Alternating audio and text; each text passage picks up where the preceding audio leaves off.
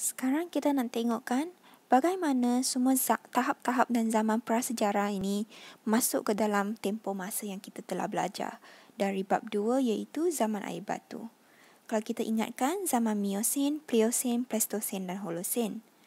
Zaman Paleolitik bermula agak-agaknya pada tahun 2.5 juta tahun hingga ke 8,000 tahun sebelum Masehi. Jadi agak-agak sinilah zaman Paleolitik.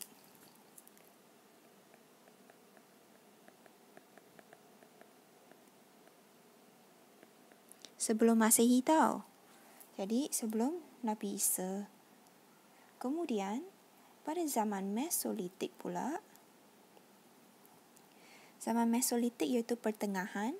Dia bermula agak-agaknya 12,000 tahun sebelum Masehi hingga 4,000 tahun sebelum Masehi. Jadi macam ni. Mesolitik 12,000 hingga 4,000 sebelum Masehi. Dan yang ketiga iaitu zaman Neolitik. Dia bermula 10,000 Masehi hinggalah 2,000 sebelum Masehi. Neolitik 10,000 hingga 2,000 sebelum Masehi. Dan zaman logam yang terakhir iaitu 3,500 tahun sebelum Masehi hinggalah 500 tahun Masehi iaitu selepas Masehi. Cikgu tulis kat sinilah.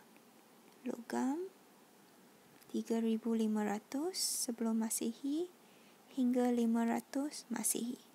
Okey. Jadi tadi kita dah tengok tahap-tahapnya. Okey, mengapa ada yang bertindan macam ni kan? Sini ada, sini pun ada. Dia masanya bertindan sebab di seluruh dunia semua zaman-zaman tu tempat-tempat yang berlainan dia mengalami zaman yang berlainan pada masa yang sama. Jadi mungkin kat Malaysia Paleolitik dah habis, Mesolitik sudah bermula, tetapi mungkin kat Eropah Mesolitik belum habis belum bermula lagi, Paleolitik sudah bermula. Masih tengah berjalan. Jadi sebab itulah zaman-zaman ni dia memang ada bertindan sikit lah. Dia bukan satu saja yang sama. Okey. Jadi kena ingat sikit-sikit kat sana. Sekarang kalau kita tengok dan bandingkan dengan masa, kan tadi kata zaman Mesolitik dia mula tangkap ikan. Ingat tak masa Pleistocene kat akhir-akhir ni, manusia sudah mula menggunakan api. Jadi untuk menggunakan api dan masa ni air batu juga mula mencair. Jadi permukaan laut tu dia tak beku lagi, bukan air batu lagi. Jadi ikan boleh ditangkap. Kalau sebelum tu, kalau cuaca sejuk sangat, permukaan air laut tu dia masih ais, masih air batu, masih membeku, tak bolehlah tak tangkap ikan. Jadi zaman Mesolitik mula baru dia tangkap ikan. Sebab itulah. Kemudian kat zaman Holocene ini, zaman Pleistocene ini juga kita tahu manusia telah menggunakan jalan darat di pentas Sunda sampai Australia. Jadi kalau dia dah sampai tempat yang dia suka, lepas tu Neolitik ni bermula masa zaman Holocene sini kan. Jadi dia mulalah ada pertempatan, dia mulalah guna api. Jadi semua ni dia kaitkan dengan masa juga. Okey. Untuk zaman logam juga sama. Masa ni dia dah mula ada pertempatan, jadi dia boleh cucuk tanam, dia boleh buru binatang macam tu. Jadi mengapa kita kena belajar semua ni? Kita kena belajar untuk tengokkan apa kepentingannya. Kalau kita tengok kat sini, dari satu tahap ke tahap yang lain, Paleolitik ke Mesolitik ke Neolitik ke logam. Semua ni zaman prasejarah dia ada tempoh masa yang sangat panjang. Tempoh masa panjang. Jadi dengan tempoh masa panjang ni, kita boleh tengokkan apakah perkembangan dan tahap perubahan yang manusia alami pada masa tu. Kalau kita tengok, kalau macam ni, corak kehidupan dia memang selalu tengah berkembang lebih baik, kan? Teknologi dia pun asyik berkembang. Mengapa pula dia ada perubahan-perubahan ni? Sebab manusia telah bermula mengadaptasikan diri. Manusia dia tahu gunakan beberapa benda yang berlainan. Contohnya, sekarang dia sudah kan ada peralatan. Contohnya sabit macam ni. Okey. Dan manusia juga tahu gunakan api. Jadi, untuk tahu gunakan sabit dan api ni, dia tunjukkan bahawa pemikiran manusia semakin matang. Jadi, pemikiran manusia semakin matang.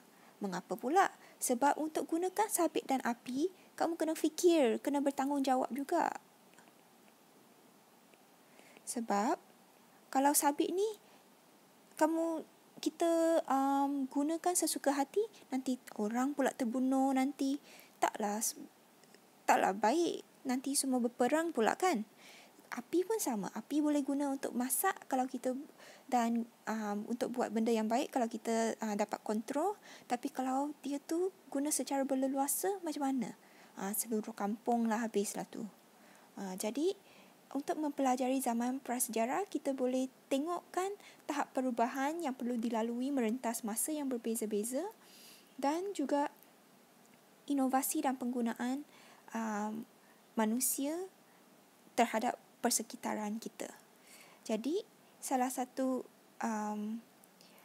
contohnya kalau kita tengokkan penggunaan api ialah penggunaan api telah ditemui 1.5 juta tahun dahulu, tetapi penggunaan secara berkesan hanyalah sekitar 10,000 sebelum Masihi, iaitu agak-agak masa zaman Neolitik. Sebelum tu dia guna aja tapi tak tahu nak kontrol, tak tahu nak buat apa.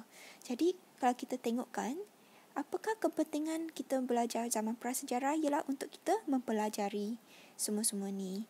Kalau kita tengok balik topik hari ni, iaitu objektif kita untuk menyatakan maksud zaman prasejarah.